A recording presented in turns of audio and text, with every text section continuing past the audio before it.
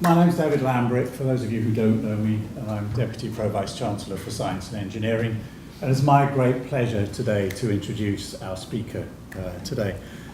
But I would like to welcome you all, particularly to the faculty, if you're not from the faculty, or to the university, if you're not from the university, you're very welcome. These Professoriate lectures are here to showcase some of our research, and I think today we have a particularly great example of that, because I think one of the things that we are particularly good at in this faculty and in this university is research that crosses boundaries. Interdisciplinary work, interfaculty work seems to be something that is part of MMU's DNA, and I think you're going to see a really good example of that today. So I'm really pleased to be able to welcome Liangxiu Han to give her Professoriate lecture today. I am, to my horror, I've been around long enough in research now to actually remember the day when 360 kilobyte, 5¼ inch diskettes, they were called diskettes at that time because they were so small, came into my life as a PhD student, I think. And they seemed vast and they seemed really convenient. And I remember getting a box of 10, 320 kilobyte. I mean, we're talking 3 megabytes of stuff, nearly. Well, not quite. And I remember thinking, what the hell am I going to do with this? How am I going? I'm never going to fill up this box full of data. And at the time as well, we were running experiments in the lab that I was in, with maybe 2 or 3 sensors sending data into a computer. And it was even a hassle then to get 3 lots of data to come in and be kind of simultaneously recorded. The bus speeds of computer buses and so on was such that it was quite an achievement to do that. I was, however, working in a department which had particle physicists in it and had astronomers in it. And these astronomy guys used to like going to Hawaii to collect their data, but they had already started to use this internet-y thing to transfer their data from one place to another, because their data sets were quite big. They didn't quite fit on a 360 kilobyte diskette, as we called them then. And the guys who used to go to CERN to work used to come back and moan about the fact that they couldn't find their data in CERN. And a bit later on, this guy came along and invented this kind of hypertexty thing that sat on top of the internet that helped them find their data in CERN. So we've come a hang of a long way since then. I mean, I know 360 turned into 720 quite quickly, and then it was 1.2 megabyte disks. And I filled those boxes up, and I've actually got a loft that's actually full of those kind of disks, none of which I can read because they're all in CPM, format R or format U, or something like that.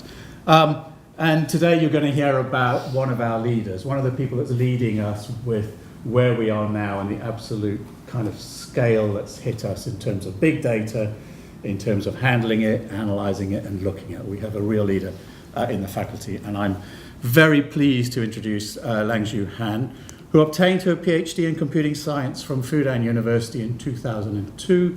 And for anybody who doesn't know, that's one of China's C9, they call them now, don't they? C9 universities, which in our terms is Oxbridge, really, or Ivy League if you're American.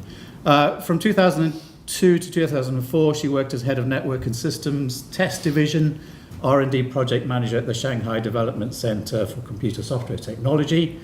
In 2004, she joined the computer science department at Glasgow, and then she went on to Edinburgh to work in the School of Informatics before joining us in 2010 as a senior lecturer.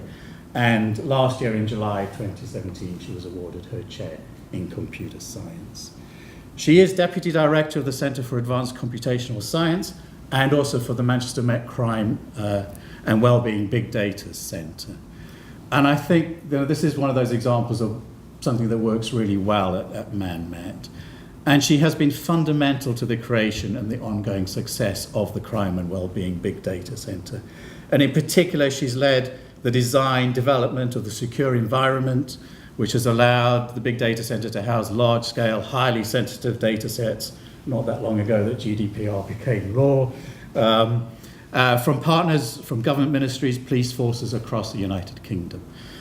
Her guidance has been instrumental to the design and delivery of the research and analysis in that centre, And it continues to be so as that centre grows. And as a faculty, we are really pleased to be part of the Big Data Centre in the university. There's 14 years of research and practical experience here in intelligent ICT-enabled software solutions, large-scale data processing, and we do mean big data here, not the kind of stuff I was talking about. But it's the different application domains that I think are important. Health, smart cities, bioscience, cybersecurity, energy, etc. This has been applied across a range of application domains, and it's been funded by the EPSRC, the BBRC, Horizon 2020, all the big funders of research. She is a member of the EPSRC Peer Review College, has independently expert for Horizon 2020 proposals, British Council, and then there's a list of journals that she is an editor for, which I'm not going to read out, but it's quite a long list. So without further ado, I'm going to hand you over to Liangxiu. Oh, thank you very much for the David. Very nice introduction, actually. So, big data. I think the David make a very strong case to support my this talk. Actually, today, you know my name, yeah, Liangxiu Han. You can call me Liangxiu. Some people who call me Liang. Some people call me Liangxiu, some people even call me Han. That's fine with me. So whatever you feel comfortable with. So I'm from School of Computing, Mathematics and Digital Technologies. Today, my talk is really about our research in the area of big data and how we apply big data into the different real-life use cases. So here, give you some background. I would start with the data tsunami, big data, and what is the big data, and the challenges of big data, and then our big data research roadmap. And then I pick up several typical exemplar cases to show how we apply our big data research into these domains. As David just already said, actually, recently the increased capability of generating and capturing data, for example, petascale simulation, large hardened cloud, the sun, yeah, in the sun. So they created the simulation, the experiment. And also everybody will use the social media, Twitter like. For example, 500 million tweets daily, 300 million monthly active user. And for one tweet, actually, around 140 characters, approximately 200 bytes. So these counted, for example, 800 tweets per second. This will counted towards 12 gig per day.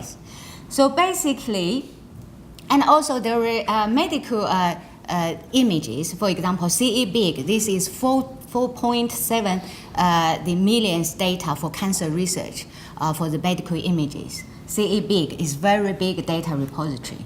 And gene expression data in GEO, there is over 1 million data. Climate data from NASA, actually, even yesterday I checked, 32 petabytes.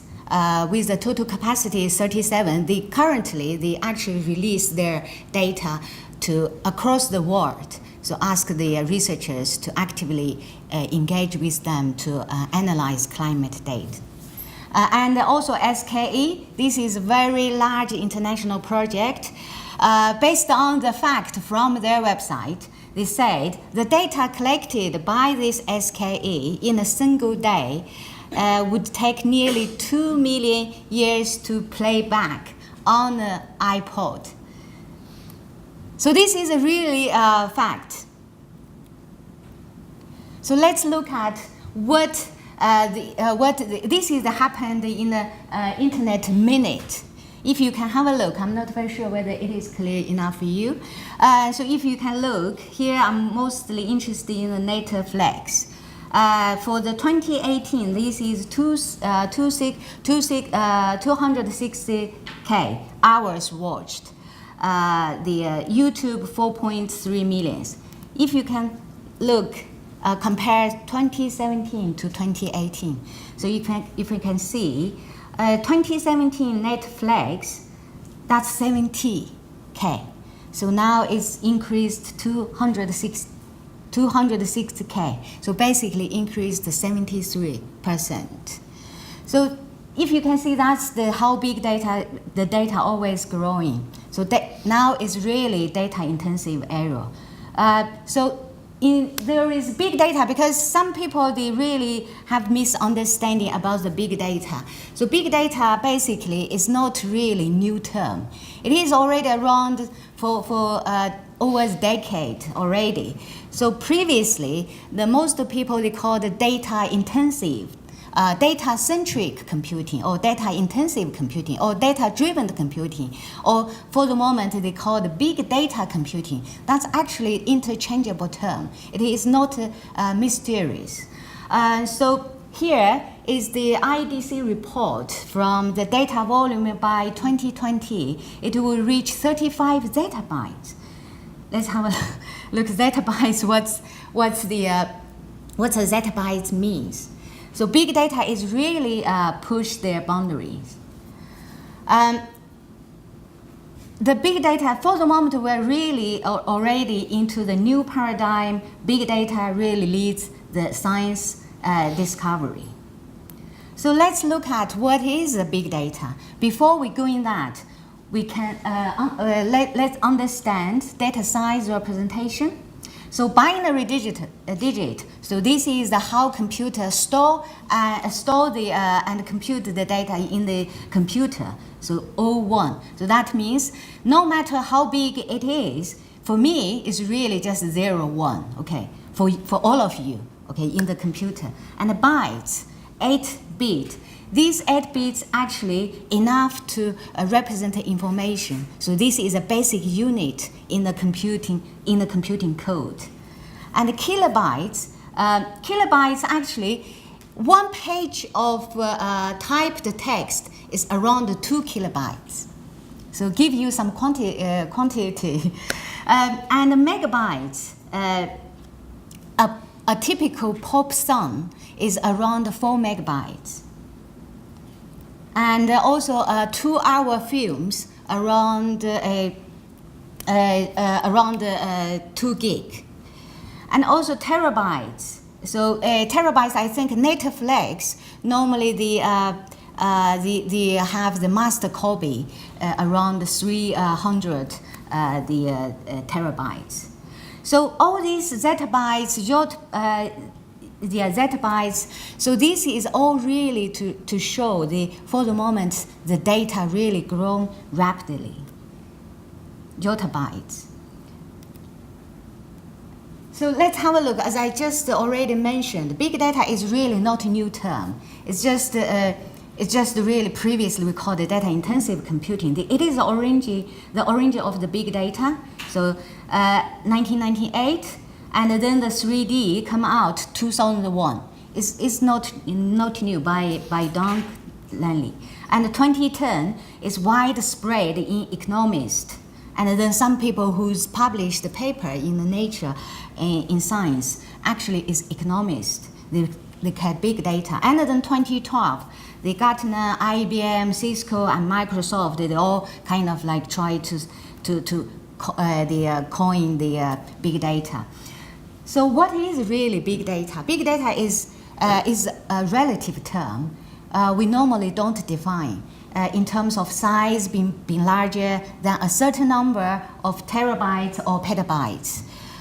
Larger, more complex and hard to access, organize and analyze beyond the capability of the existing tools. So it is a relative term. This is, I always mentioned in many occasions. So vary on the sectors. For example, some biologists, they only process the biology data. They might just use the Excel, but for them, it is a big data because it's complex enough. For the transport, they use some different data format. For them, it's also very complex. So that's also for them is called big data. And traditionally, since the data, big data, this concept came in, and the data being called the three V's, I think everybody knows that. Volume, velocity, variety, and complexity. It is limits the ability to perform effective analysis using traditional approach. So what does that mean, volume? Normally we say that when we talk about volume, it said the size or scales. And when we talk about velocity, we normally means the data in motion. So basically we say how we dealing with the real-time data. For example, Netflix. So when you watch the movie, yeah, so that's a real-time streaming. And also stock exchange. 2 minutes may be too late. Maybe you may be from rich to poor, yeah. So if 2 minutes, if you can't catch up 2 minutes, the stock trend, and fraud analysis, customer churns predictions for those companies who try to keep their customers within their range. So that's very important for them. So this is all you have to use the streaming, real-time streaming processing. And varieties, complex data. So basically there is various data format, types, and structure. Structured data, for example, traditional data, we use a relational database. And also semi-structured data, XML, so most of us we use. And unstructured data, free-formed text, emails, logs, images, social media data. That's what we are currently doing more images, also text as well, and other data. And apart from those traditional three ways, we also come up another 2 ways. The one way is actually business values. That's come up is because the big data is really can generate some revenues, generate increase the economic growth. And also veracity, data in doubt. Sometimes if you're in the different domains, you might find, oh, this data is very difficult to explain, very difficult to understand. So these kind of ways all added up to the 5 ways now. So big data, really, there is a real values for the big data, commerce and economy. Apart from that, it's most important for us as a researcher is really science discovery in every science. So if you look this diagram, so given all those kind of data, actually it posed the several questions. How we're going to turn that high volume data into the low volume data so that it will be we will be able to, from low value data, to generate very high value the insight. So that's actually the questions posed to us. And from this question, actually, it converts to the technical question. It's actually become these 2 questions. How to filter and reduce the amount of data so that enable the timely insight and the decisions to address the societal challenges. From that side, we need data analytics. For some of you, maybe these data analytics can be called computational modeling. For some others, maybe can be called, yes, intelligent computational modeling, whatever. But that's, in general term, we call the data analytics. And the second question, technical question, will be the how to process the large-scale data efficiently. So normally, in this, the second question, we normally look at whether we want to move the data close to the computation program, or we want to move our computer program close to the data. This is a really strategy in the computing science from computing science point of view. That's very important. So that's why we have to solve these 2 problems. So that's why the big data, when I give the talk, So I said the big data always should focus on two aspects. One is that development of efficient data analytics. The other one is that the intelligent architecture that can facilitate the data analytics. So this one could be that you use parallel and distributed computing or cloud computing or HPC. Now, so that's based on that. That's why our research mainly focuses. This is come to our big data research roadmap. Our research currently focuses on mainly both fundamental and applied research in the big data processing and data analytics. As I said to you, it's data intensive or big data research, and with the application domain into the different domains. So we try to develop novel big data analytics build upon the machine learning or AI or even beyond. As I said, we're not just doing the traditional machine learning approach. We not just develop, but also really beyond that, try to develop new approach to not just efficiently and also can speed up this data. So, and also apart from that, we also apply this research, the method to different domains using various data sets, such as network traffic, images, text, web pages, and sensors data, Internet of Things data. So this is also our case. So currently, we have applied our approach to different domains, including health, food, energy, manufacturing, and cybersecurity. And so our ultimate goal is really to create a really sustainable society. So that's really our really ambitions. Here are some selected projects related to big data. These I'm involved in as either PI, principal investigator, or co-I. So I actually clustered, firstly, the life sciences, health. The Royal Society, recently we just been funded by Royal Society for 3 years project, Newton Advanced Fellowship. We called Big Data Driven the Intelligent Analysis of High Dimension Neural Image Data. This is really deal with the high dimensional big data. So we focus on the developing the novel machine learning techniques, big data analytics, but also and looking at how we try to develop parallel approach to facilitate this the big data process. And the other one is the automatic detection of features in retina image to diagnose of the eye diseases. So this also use the image processing and machine learning. And Agile, this is cloud approach for the automatic gene expression pattern recognition and annotation over large-scale images. This is a really big data project. It's funded by BBSRC. And also Horizon 2020, that's actually really are involved in that. We also involve the image processing and the machine learning predictive modeling, and maybe later on, maybe parallel processing also may be used. And food and agriculture, we recently just got funded by Newton Fund, British Council.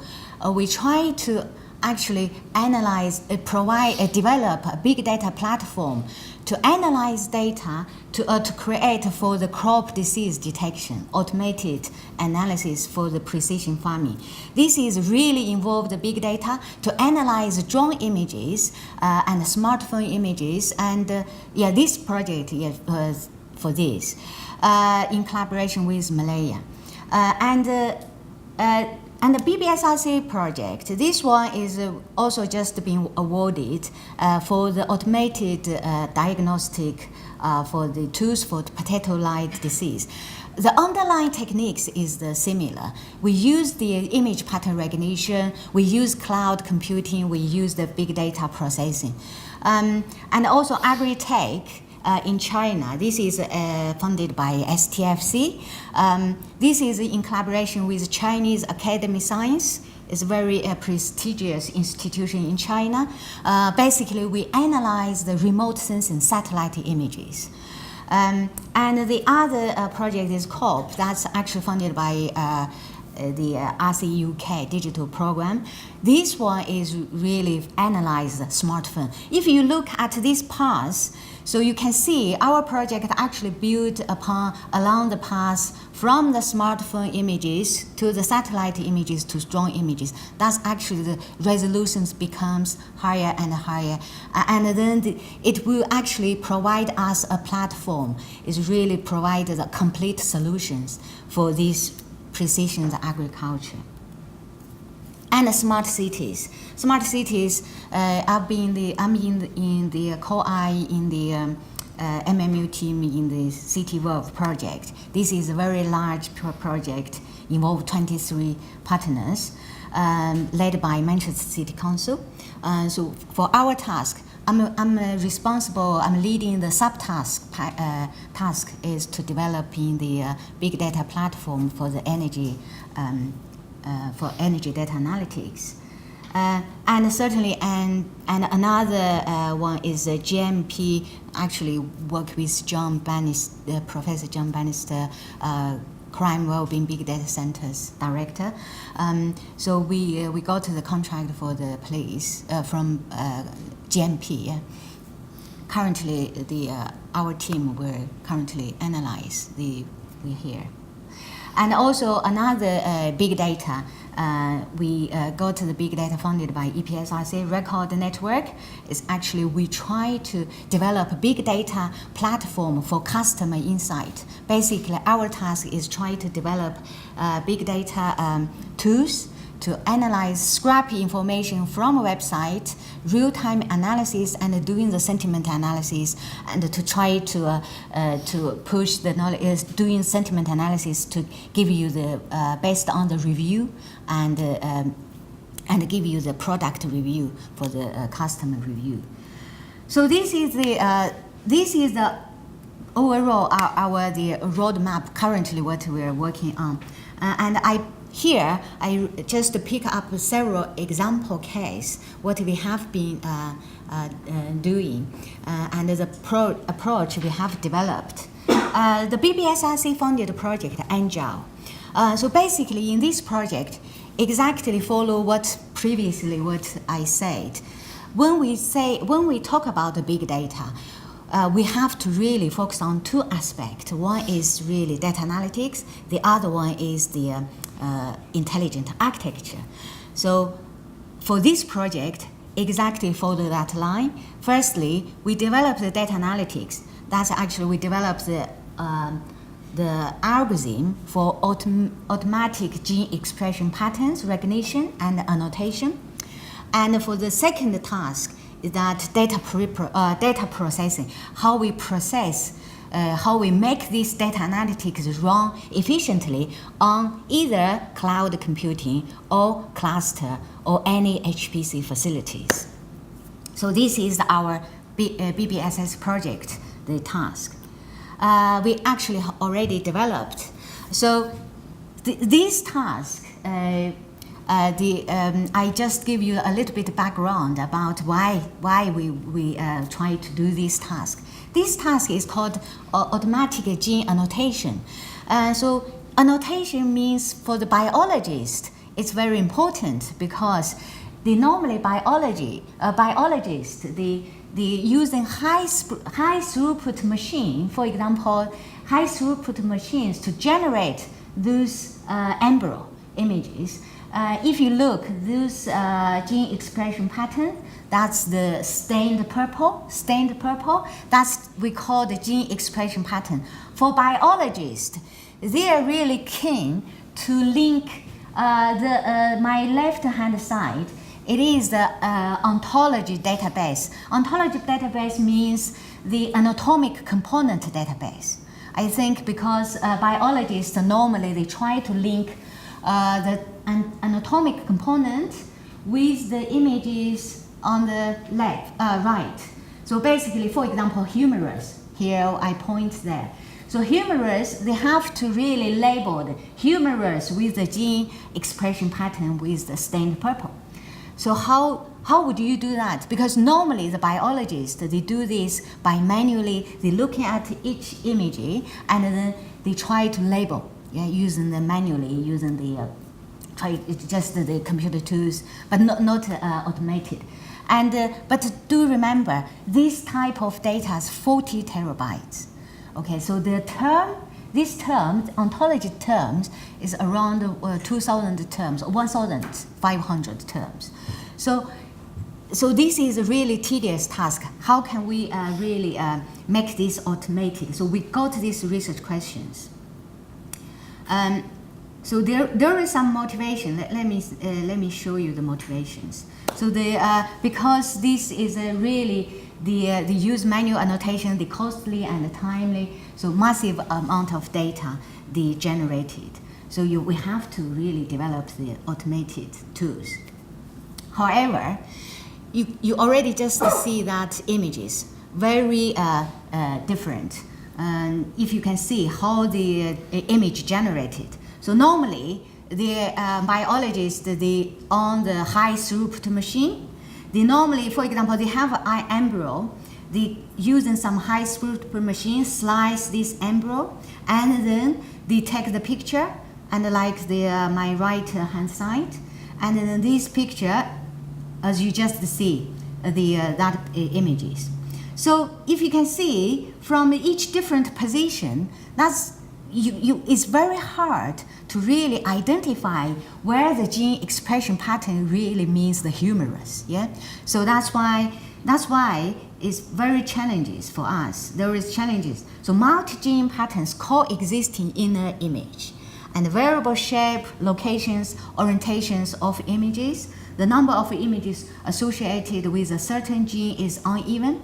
The dimensionality of each image is high. So it's really challenges. So we developed a machine learning framework, data analytic framework, using image pattern recognition. And now certainly this is the previously when we did it the first time, we just used the PC, normal PC, and we use a traditional algorithm.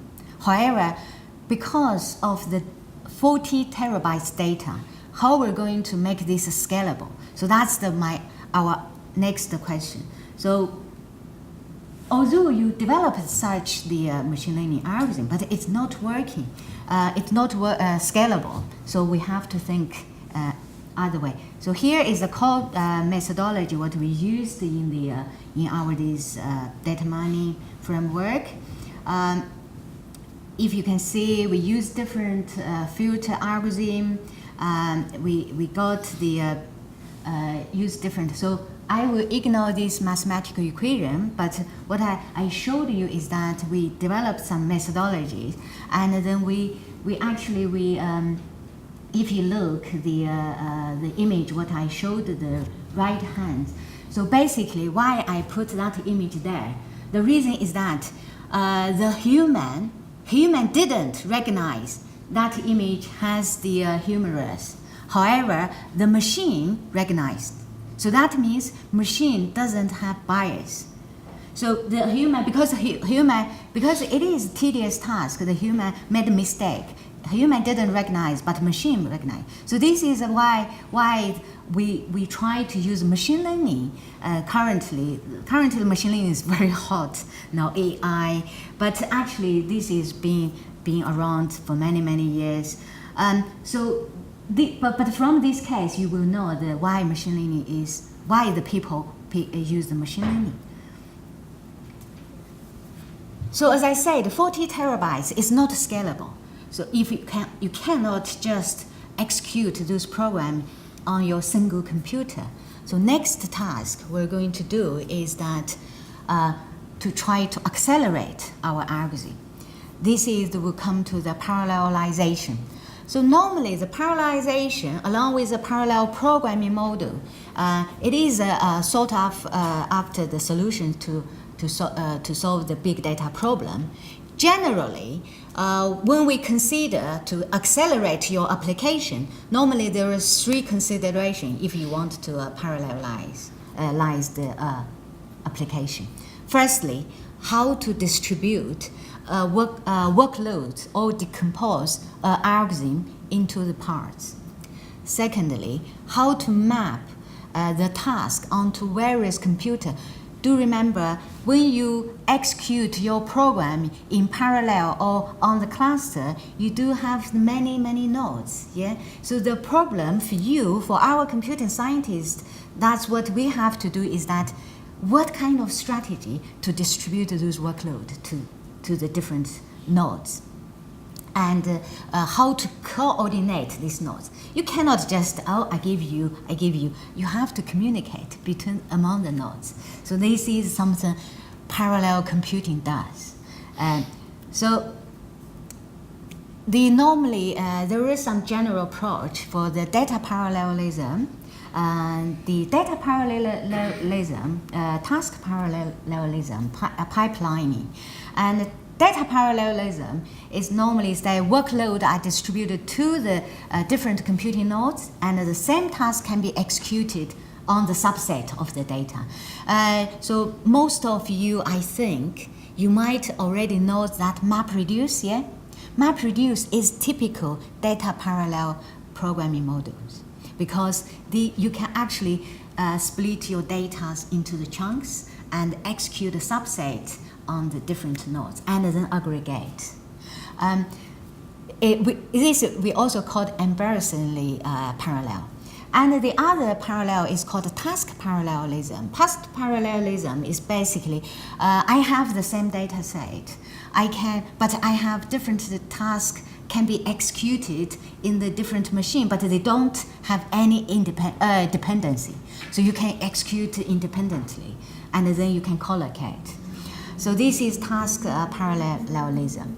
And pipelining. Pipelining actually is an iteration of task that consists of many stages, where each stage in task is changed and executed in order, and the output of the one stage is the next is the input of the next one. So these are general principles when you're doing your parallel programming.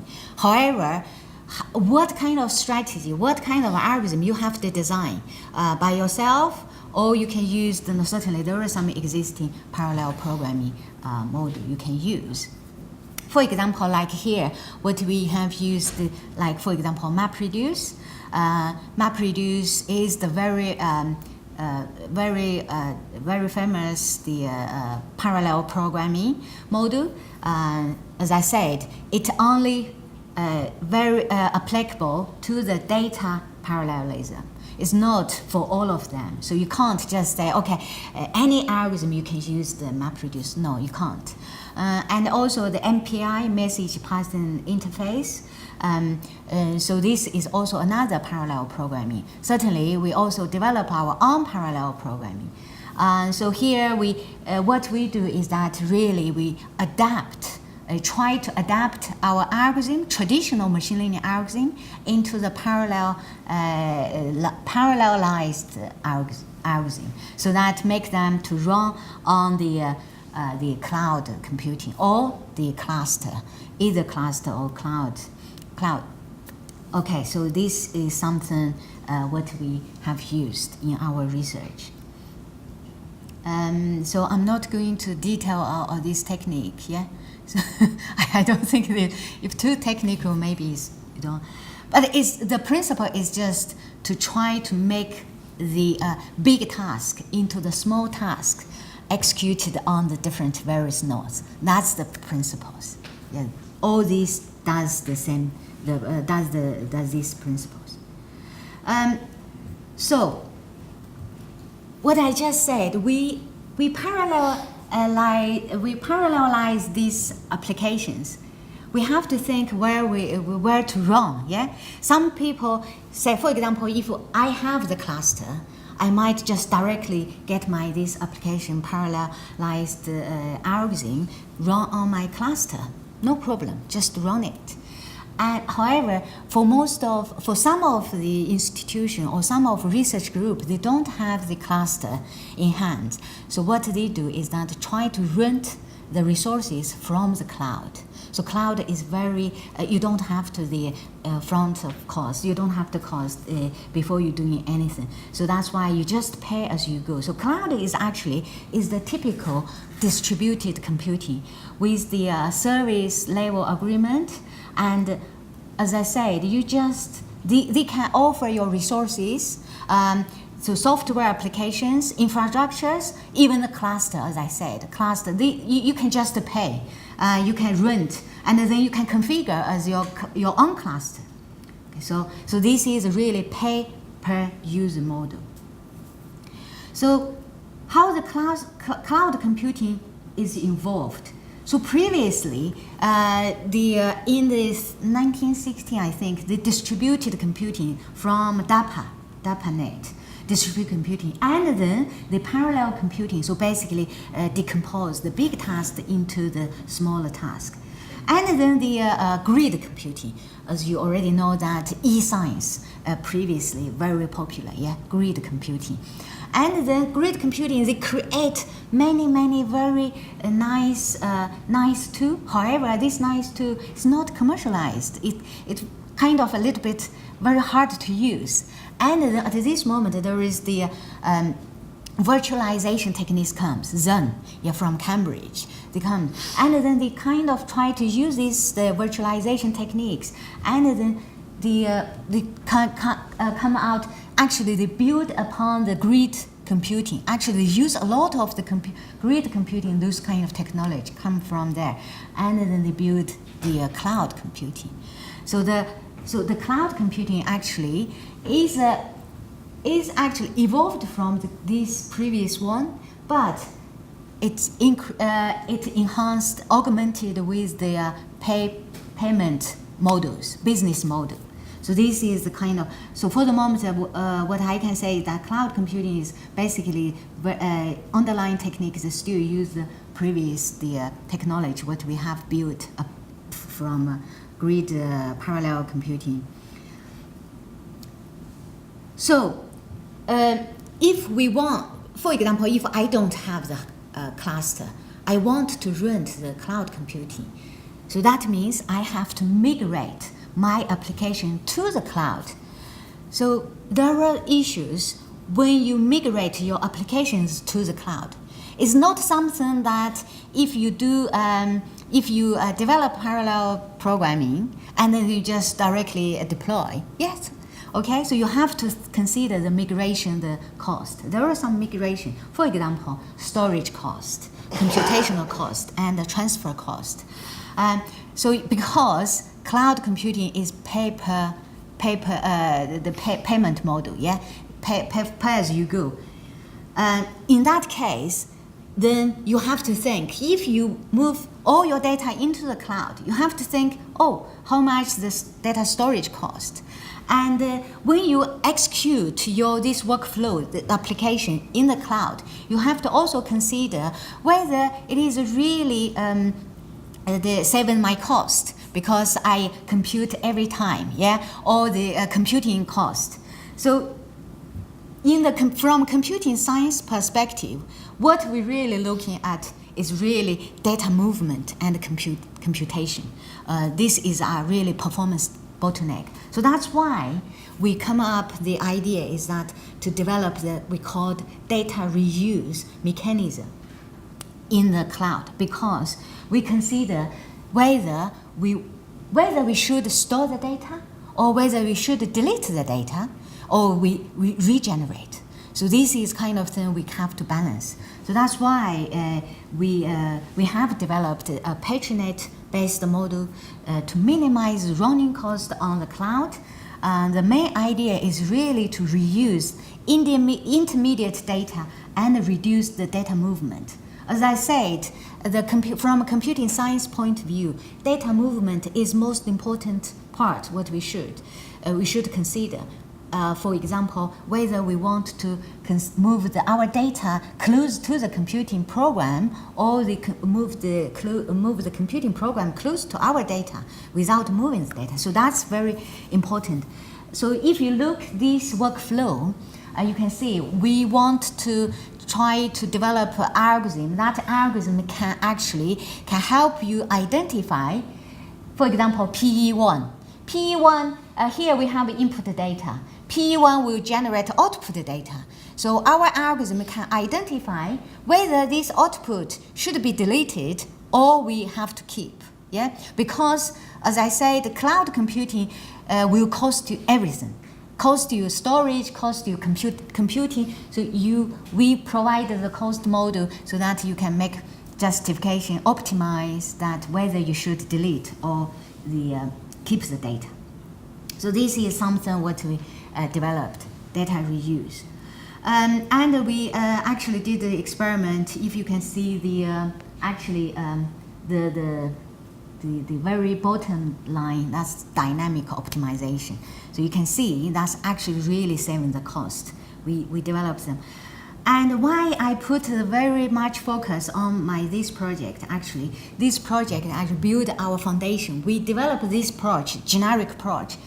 We built this foundation, actually this foundational work provide me to attract another, recently we just been awarded another BBSS grant, that's Global Challenge Fund for the potato disease. Actually, we use this technology, we use cloud. Okay, so this kind of technology is really built up from our previous work. And another the application to the life science. So automatic detection of features in retinal disease. This is funded by EPSIC Doris Hodgkin's postgrad award. This is very high prestigious award. That's my PhD student, and now he's a postdoc in Big Data Center. Previous my former PhD. So he working on this project. Our main task, we in collaboration with the leading manufacturers called Optus, we develop the software to detect glaucoma disease automatically. Underlying techniques is really data analytics, machine learning, and image pattern recognition. So this is our pioneer work. Basically, we can take the multimodal images, fundus images, and scan the laser images, and we develop algorithms. We have three pioneer work. These three pioneer work actually. Here is some the results from it. So basically, this project is really we get some images from patient images, and then we develop an approach to extract a disease feature, glaucoma disease features, and to identify whether this image has the glaucoma or not. So this is what we have done. So this project is very successful, and we actually, because of this project, we attract a further follow-on funding from the company, and we published many papers for this project. And most highlight is that we actually into the UK ICT pioneer competition. It's very highly competitive. And actually, we are I think we are the first post-university to get this fund. Actually, even including this funding, is also we are the first. So we got finalist, Mohammed, yeah. And then we got the industry further funding support, and we currently also in collaboration with Harvard Medical School to get more data set. And another project is related automatic detection of the alcohol use disorder from MRI scans. So basically, also from images. If you can see, the figure A, that's the normal brain. the figure B is alcohol brain. So you can see there is obvious patterns there. So that's why we developed the image pattern recognition, the algorithms. In this algorithm, basically we use the underlying techniques in neural networks. We use GPU. Do remember, here I put the machine learning. I said that some people you say deep learning. Deep learning is one of method of machine learning. Or don't think that is mysterious. It's not mysterious. It's just another method of. It's pretty much like what we call the sport machines. Deep learning is not really new method. So. We also got a new project by Royal Society. We will develop the big data analysis, as I just said. We're going to look at the images to detect brain, for example, asthma, the dementia, that's disease, brain disorder as well. That's for 3 years because we just about to start. Okay, another one is the can generate the really big impact is application to the food. As I just mentioned, automatic crop disease detection from images. The images we have is the smartphone images, drone images, satellite images. So underlying techniques, image processing, machine learning, and big data analytics, and also cloud computing. So here is raw samples of images. Some surveyors take the images from the field, and we develop. So here is our detection network, the framework. We have data sources, different data sources, and we have different feature descriptor, and then we have automated crop disease detection and big data center cloud computing. And here are some results from mobile phone. Today I didn't bring my mobile phone. However, I put the YouTube link. You can see from YouTube link there is some video there. We live is like recording of the mobile detection. So here is a result from mobile. So basically we took the picture from the field, and then the mobile phone can detect the disease. This disease, say for example, what kind of disease? For this one is we say septic disease, and then for the second screen we show that septic disease. What is called septic disease? What kind of treatment you should, and how severe it is, and then we can actually provide you the location. So if you do have the several images. Yeah, you can see the crop disease will cluster in this area. So that's this is really our work. For the moment, we're trying to do the under the BBSRC Global Challenge Fund to try to pre-commercialize this and apply these tools into the China to generate some impact. So this is the application. So here is some result. I didn't put the mathematical ingredients that how we detect, but give you the impression, say we can do it with this is feasible, can be done. Here are actually the health images. You can see health images, the disease regions, they can say detect very lower. So our accuracy is quite good, and we actually asked for the FARA because this previous project was in collaboration with FARA, Food and Research Environment Agency. It's very big food industry. So they said if you're false positive within the range, for example, 10%, it would be good. So that's why we show the result. And another one is application to the smart cities. The City World project is really funded by Innovate UK. It's 10 million project. No, certainly I didn't get 10 million. we only get 330 something. and then the energy. I'm leading the subtask of creating the big data analytic platform for the energy. So why we do that? Because we have been conducting the energy-related research, analytic research for a while. So for example, we developing the occupancy modeling and detection using sensor-linked data. So one of my PhD, he already graduated. So basically, sensors deployed in the building, we collect the data from sensors, and then the real-time sensors come in. We use a streaming processing, developing the incremental learning, machine learning approach, and then they can actually detect whether there is people inside of building or not. If there is people inside of building, and then this information will be sent to the BMS facility manager. Manager will say, okay, turn off the heater in the T003. For the moment, there is nobody there. So that's why the reason why we do this is not, on one hand, is because the research quite hot. But on the other hand, I've been talking with the estate agency, from the facility manager of Dr. John Henley.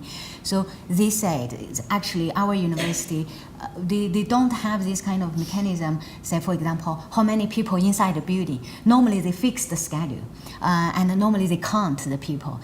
Whether there is sometimes during summer times, occupancy rate is very low, however it's still the lighting is on. So that's why the problem. So this one, we actually, we have developed the modules to model the sensors data based on sensor signal, for example, CO2, humidity, or the other signal to identify whether people inside of building or not, and we can detect the occupancy patterns. So this one actually is the we have developed, and we have already published several papers. And then this one is we recently developed for the City World project only. Previously, those slides, that's for our research. It's not just for the City World, that's for our research. But this one is particularly for the City World project. So basically, we developed the real-time prediction of energy consumption based on the occupancy data. So you have the occupancy data, and then we can detect whether there is the energy consumption is exceed the normal consumption or not. So we can give you alert. Certainly, for the moment, it's still ongoing. We try to also migrate this to the big data platform and the cloud backend. We have, based on this, we have published different publications in relation to the energy occupancy behavior. These incremental learning, machine learning technologies can be applied any occupant behavior detection. For example, any healthcare home, exactly the same, because we use hidden Markov, semi-Markov models. Other application cases. So, for example, we got funded by the EPSRC. We developed an automated cloud-based big data analytic platform for customer insight. This is in the manufacturing area. So we basically we create a scraping. It's called crawler engine. Crawler engine can scraping the information from this website real time, and then we can actually analyze based on our model, sentiment analysis model. This is called big data analytic engine. And then based on this model, and then we can provide customer view to you, say a product or service is good or service is not good. So this is all real time. This we already actually also published one paper. So, and also the prototype also on the YouTube. It's quite good. And we also other application. I'm also in collaboration with Dr. James Chen in the School of Environmental Science, and we actually, because his data is very complex. He has not normal data really. It's not numerical. It's really like a matrix, like polyx or something. It's very complex, the data, and also very big. So what we've been collaborating with that to try to parallelization of their algorithm. Previously, when they calculate these kind of spatial patterns, for example, what they do is try to calculating the accessibility for the city planning support. For example, calculate this area for how easy to accessible for the job. Yeah, because if you are employed, if you want to find a job, so and this planning support will try to give you the overview about how easy to access this employment. So if without big data processing, and they will take several days, 3 days. With the parallel processing, they only take 11 minutes. So that's the big difference. So that's why I'm saying that big data is not just say, oh, I'm developing some machine learning approach or something. Yeah, that's not enough. But if you're really dealing with the scalable big data, so you need developing some corresponding parallel programming. Here is the parallel computation. So that's the some calculation. If you can see, so spatial patterns is so difficult. And other the application cases, we also doing the. I have a PhD student, Zui, and she's doing now is predicting and mitigating the road traffic congestion. We use the we use the machine learning big data analytics.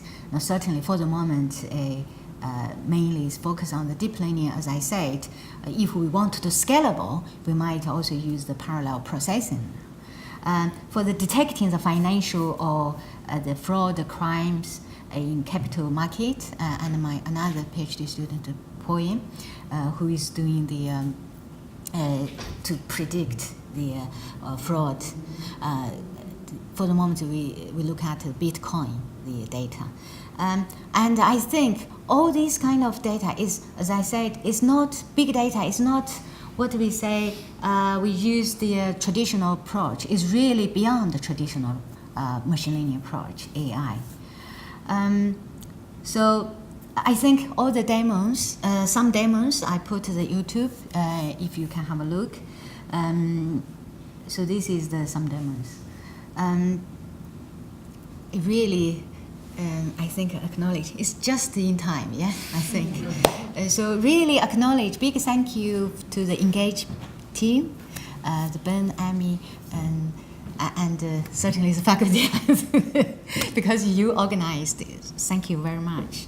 And all the colleagues from our school, department and across the faculty, because I do have many collaborators. For the moment, I can't name. If I name one, I maybe forget another. So I just really because I have many collaborators from healthcare, from environment, from engineering, and also from tourism, from School of Architecture, and also big data. Certainly, yeah. I'm actually the member, deputy of the.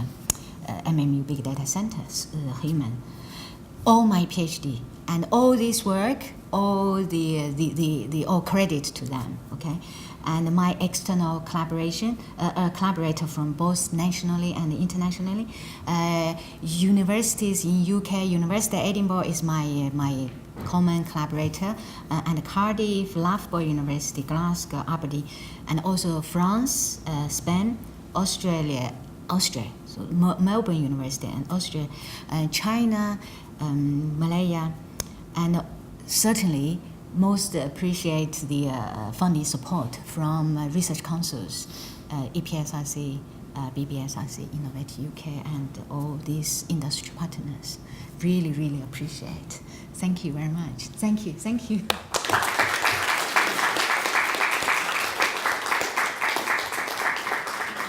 Thank you. And I think I did say at the beginning that the range of domains that could be approached. You know, what did we have? Gene expression, potato crops, eye defects, smart cities, you name it. It can all be approached through this kind of big data approach. So thank you very much. I think that was a really fascinating overview of what big data can be and some of the issues associated with it. I was particularly pleased to see that sustainability sits somewhere at the heart of that, because I think that is one of the biggest challenges we're probably going to face as a global challenge, is sustainability across the board.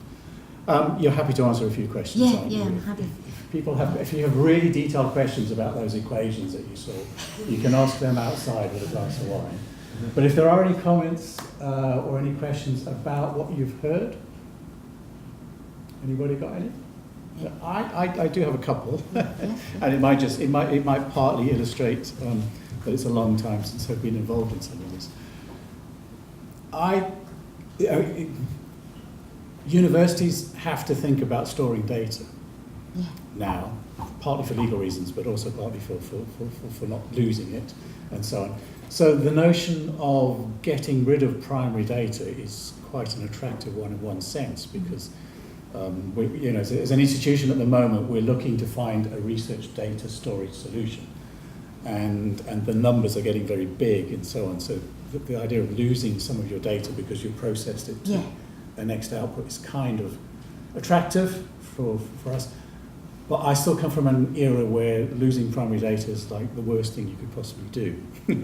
So I'm curious to know if there are people who are working on the inverse problem. So if you take the output data, can you regenerate the input data from the output data, knowing what you did to it to get there? Because you not necessarily always can do that. Okay. This quite a tricky question. I think it's really depend. This is not something. It's depending upon the data or depend upon the model. No, I wouldn't say it will be able to reverse engineering. Yeah. You say. So normally, if we say we don't take that, we don't think in that way. You know, we don't think the question in that way. However, if we want to say we validate our result, we will do. So definitely this result can be validated. But we can't say whether we can reverse engineering. The other thing that passed through my mind was, I know it's a bit like nuclear fusion, quantum computers, they kind of never quite, or they're always about to appear, never quite appear.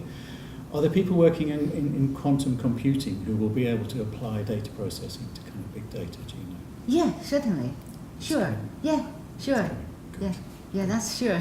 Certainly, for certain. Don't ask for one yet. The faculty budget's a bit squeezed at the moment. Yeah. And then my third question is, what comes after Zeta? Zeta? Oh, Iota. Iota, Did sorry. I say it? What comes after Iota? For the moment, it's not. Okay. Is the Greek language going to cope as well, I think. Thank you very much. Thank you very much. Yeah. I was trying to balance the technical content with the kind of general content. I'm not very sure whether it's really pleased you. Yeah. Okay. Thank you very much. I think we have. Thank you very much for welcoming. Yes, I really big data centres. This was in lieu of our director not being able to make it today, Professor Bannister. Now you're a professor. Whenever you can't make it to a meeting, we expect champagne and flowers. Thank you very much. Thank you for the work. To be fair, it's been a lot of work for a couple of years, and John's apologising he can't make it, but. Something aesthetically pleasing and something significantly more functional. Oh, thank you. So, congratulations again on the professorship. Thank you. Yeah.